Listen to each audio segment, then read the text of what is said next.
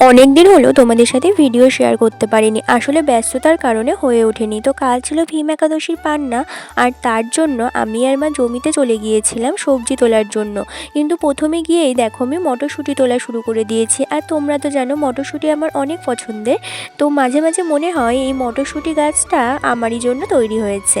তো আর গিয়ে দেখি আমার ক্যাপসিকাম গাছে ছোট ছোট অনেকগুলো ক্যাপসিকাম ধরেছে, কিন্তু গাছটা না খুব একটা বেড়ে উঠতে পারিনি। যদি তোমরা কারণটা জেনে থাকো অবশ্যই কিন্তু কমেন্টে জানিও। আর তারপরে আমি জমিতে ঘুরে ঘুরে দেখছিলাম আমার সবজি গাছগুলো কেমন বড় হয়ে উঠেছে। আর ঘুরতে ঘুরতেই দুটো টমেটো চোখে পড়লো, তাই তুলে নিলাম। আর তারপরে বেশ খানিকটা পালং শাকও আমরা তুলে নিয়েছিলাম। আর তোলার পরেই দেখি জমিটা পুরো ফাঁকা হয়ে গেছে, কারণ পালং শাকেই তো ভর্তি ছিল জমিটা। আর চারপাশে দেখো কত ধনে ফুল হয়েছে। বাড়ি ফেরার পথে মা এদিকে বেতো শাক তুলে নিয়েছিল, কারণ একাদশীতে বেতো শাকটা খুবই প্রয়োজনীয়।